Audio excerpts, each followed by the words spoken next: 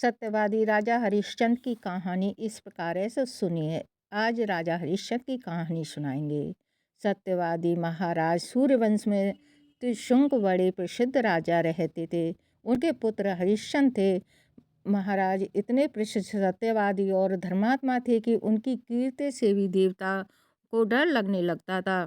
इंद्र ने महेश विश्वामित्र को हरिश्चंद्र की परीक्षा लेने के लिए इंद्र के कहने से महेश विश्वामित्र जी ने राजा हरिश्चंद्र को योग बल से ऐसा स्वप्न दिखलाया कि राजा स्वप्न में भी ऋषि को सब राज्य दान कर रहे हैं।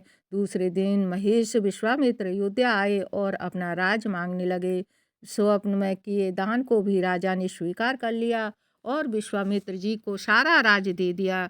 महाराज हरिश्चंद्र पृथ्वी से अपना पूरा राज उन्होंने दान कर दिया था। अब दान की गई हुई भूमि पर रहना उन्हें अच्छा नहीं लगा तथा अपनी स्त्री और पुत्र के साथ काशी आ गए, क्योंकि पुराणों में लिखा है वर्ण है कि काशी भगवान त्रिशूल पे ही बसी है, अतः वह पृथ्वी में होने पर भी पृथ्वी से अलग मानी जाती है। अयोध्या से जल राजा हरिश्चंद्र ने लगे तब विश्वामित्र जी ने कहा, जब तपोदान आदि बिना दक्षिणा दिए सफल नहीं होते। तुमने इतना बड़ा राज दिया है तो उसकी दक्षिणा में 1000 सोने की मोहरें और दो। राजा हरिश्चंद्र के पास अब धन कहाँ था।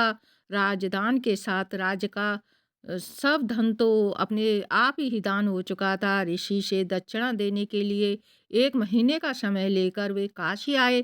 काशी में उन्होंने अपनी पत्नी रानी सभ्या को एक ब्राह्मण के हाथ भेज दिया। राजकुमारी रोहिता स्वर छोटा बालक था। प्रार्थना करने पर ब्राह्मण ने उसे अपनी माता के साथ रहने की आज्ञा दे दी। स्वयं अपने को राजा हरिश्चंद्र ने एक चांडाल के हाथ भेजा और इस प्रकार ऋषि विश्वामित्र को 1000 मोहरें दक्षिणा में दी। महारानी सभ्या और ब्राह्मण के घर में दासी का काम करने लगी। चांडाल के सेवक होकर राजा हरिश्चंद्र शमशान घाट को चौकीदारी करने लगे।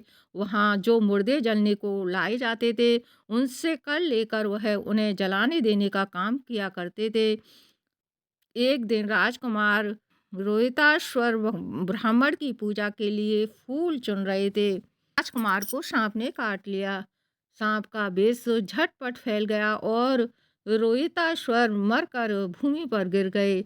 उनकी माता महारानी सभ्या को ना कोई धीरज बांधने वाला था और ना उनके पुत्र की देह शमशान पहुंचाने वाला था। वह रोती रोती बिलखती हुई पुत्र की देह को हाथों पर उठाए अकेली रात में शमशान पहुंचे हुए पुत्र की देह को जलाने जा रही थी कि हरिश्चंद्र वहां आ गए। वह ऋण मांगने लगे। बेचारी रानी के पास तो पुत्र की देह ढकने के लिए कफन तक नहीं था। उन्होंने राजा को स्वर से पहचान लिया और गिड़गिड़ा कर कहने लगी, महाराज, यह तो आपका ही पुत्र मरा पड़ा है, मेरे पास कर देने को कुछ नहीं है। राजा हरिश्चंद्र को बड़ा दुख हुआ, किंतु वे अपने धर्म पर स्थिर बने रहे। उन्होंने कहा, रानी, मैं यहाँ चांडाल का सेवक हूँ। मेरे स्वामी ने मुझे रखा है कि बिना कर दिए हुए किसी को मुर्दा न जलाने देना। मैं अपने धर्म को नहीं छोड़ सकता। तुम मुझे कुछ देकर तब पुत्र की देह जलाओ। रानी फूट फूट कर रोने लगी और कहने लगी, मेरे पास तो यही एक साड़ी है जिसे मैं पहनी हूँ, आप इसमें से आधा ले लो। जैसे ही रानी अपनी साड़ी फाड़ने लगी वैसे ही वहाँ भगवान नारायण, इंद्र, धर्मराज आदि देवता और महेश विश्वामित्र प्रकट हो गए। महेश विश्वामित्र ने बताया कि कुम्हार रोहित मरा नहीं है, यह सब तो ऋषि ने योग माया से दिखलाया था।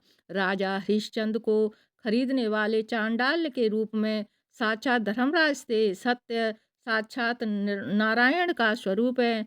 सत्य के प्रभाव से राजा हरिश्चंद्र महारानी सभ्या के साथ भगवान के धाम को चले गए। महेश विश्वामित्र ने राजकुमार रोहिताश्वर को भी अयोध्या का राजा बना दिया। सत्यवादी राजा हरिश्चंद्र संबंध में यह दुआ प्रसिद्ध है, चंद्र टरे सूरज टरे जगत व्यवहार पे, दृढ़ व्रत हरिश्चंद्र को टरे न सत्य विचार। मैं आशा करती हूँ कि आपको सत्यवादी राजा हरिश्चंद्र की कहानी पसंद आई होगी।